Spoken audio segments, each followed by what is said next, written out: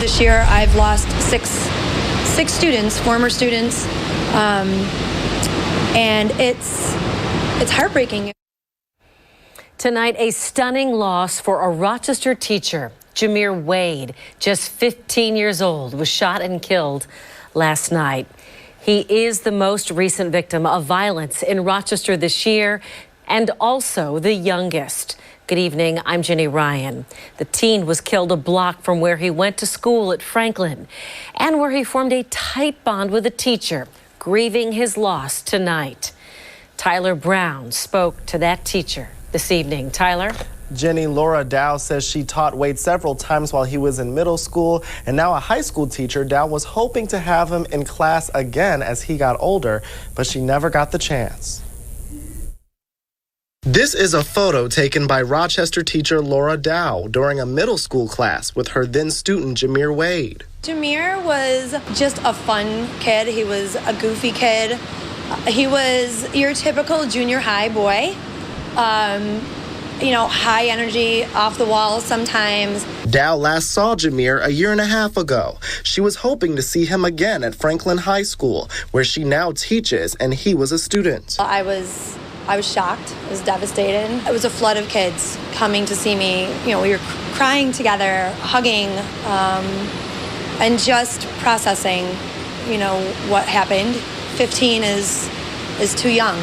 He has his whole life ahead of him. Wade's death is the 68th homicide this year. Police say he was headed to a drug house to buy marijuana when he was shot. Mayor-elect Malik Evans singled out Jamere's death and calling gun violence a growing problem. People need to be able to feel safe in their community, but we also need to make sure that we address the gun violence, which is out of control. We've had hundreds of shootings in the city, and we are closing in on 70 homicides. So it is absolutely critical. Dow wants people to know Jamere Wade is more than the latest homicide victim, that his life mattered to many people. Behind every single one of the murders in the city this year, you don't just have family and friends that are mourning. You have teachers, you have educators, staff, coaches, people that have been working with our kids, that they're more than just a name, they're more than just a number. They're loved, their lives matter. Anyone with information on this case is asked to call police, and this comes during a challenging time for Franklin High School. It was singled out for multiple fights that have resulted in injuries to teachers and students. The city school district says it's not alone in experiencing an uptick in disruptive students since the pandemic began. Pfizer's COVID vaccine now available for children ages 5 to 11. Counties in our region are expected to begin that rollout in the coming days. Tomorrow, we expect to learn more about the plans for Monroe County. Natalie Kutchko has been in contact with local pediatricians to find out what families can expect. Natalie. Yeah, Dom, we've learned from primary care providers, hospitals, and public health departments they're working to start vaccinating those eligible by next week. Pediatricians we spoke with helped break down how the process could soon work.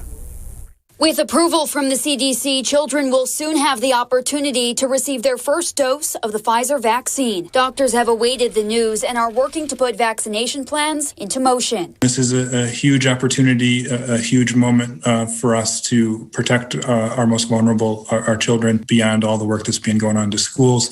This is the next step in getting us back to a normal life. Dr. Stephen Scholes of Rochester Regional Health says his team is working quickly to be able to offer the vaccine in the coming days. The same goes for a number of primary care physicians. Dr. Tina Sosa is a pediatrician with Golisano Children's Hospital. She's also a mom of 2 young boys, one who was a participant in phase 1 of the Pfizer trial. Her youngest plans to participate in the Moderna trial in the next few weeks. We are seeing children sick with COVID requiring hospital admission, which none of us want to see that. And we also want all of our children to get back to doing what they love to do. We want them in the classroom safely. We want them participating in sports activities and social gatherings. One of the key aspects of getting our children back to doing all of those things and keeping them healthy is this vaccine. For now, a variety of offices are waiting on shipments or arranging their own plans for distribution. So we're all moving and planning as quickly as possible. We're really hoping that vaccine will be at health departments, at hospitals, at pharmacies over the coming couple of days. Again, just making sure our staff is ready and prepared to give that.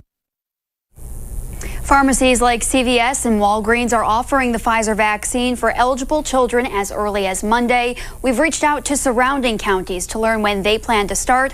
So far, Ontario County is opening a clinic sometime next week. His alleged attacker is again on hold. Keith Williams told the judge he wants a second opinion before accepting a plea offer. Jane Flash here now to tell us how delays in this case and others are adding up. Well, there are complicating factors in this particular criminal case, but there have also been delays attributed here and in other cases because of the pandemic. Keith Williams is accused of stabbing Officer Denny Wright in the left eye, face, and lower body with an 8-inch knife. Indicted for attempted murder, he's been offered a plea to aggravated assault with a 25-year prison sentence. He told the judge, though, he wants more time and more legal advice from a second attorney. Apparently, Mr. Williams would like a second opinion, so the court has appointed another lawyer, Peter Polano, to review all the materials and advise him as to whether or not a plea would be feasible in this case. How unusual is that? I've never seen it in my 30 years of being a prosecutor. Denny Wright, who was recently honored by fellow officers, did not return to police work. It's been 2 years and 1 month since the incident. The 2019 DWI case against former state assemblyman Brian Kolb also impacted by delays before being settled on Monday. This was a year and a half or almost going on 2 years of battling. Around the Hall of Justice, there are reminders of restrictions still underway because of the pandemic. The courts never fully shut down, yet in March of 2020, criminal proceedings went remote. A move later that summer to gradually return to jury trials was suspended again when COVID cases surged in November. Our actions during this continuing public health crisis are all about maintaining the safest possible environment in our buildings as we continue our careful and deliberate return to in-person operations. In the case of Officer Wright, the COVID delays topped others from the outset. It took 10 months for at least 5 doctors to be consulted over whether Keith Williams is competent to stand trial. You know, it's frustrating. You know, he really wants this resolved. He wants to move on with his life. And so that case is on hold until December 1st for that second attorney to be consulted. District Attorney Dorley said today she is ready to take this case to trial if a plea deal is rejected.